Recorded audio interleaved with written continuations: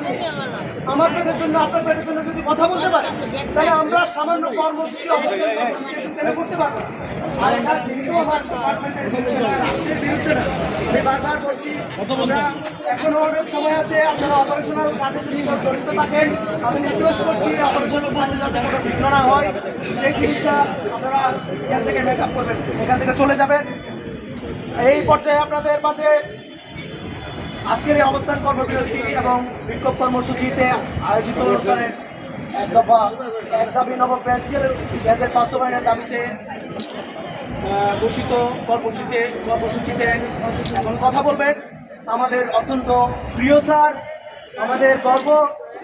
জনাব মাসুদুর রহমান স্যার, সহকারী পরিচালক আমাদের মাঝে মাসুদ স্যার।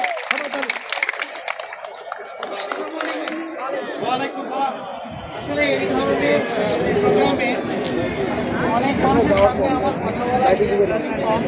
তারপরে শুধু একটা কথাই বলতে পারি বর্তমান বাজারের সাথে সম্মতি রেখে একটি স্কিলের বাস্তবায়ন চাই, এটুকু আমি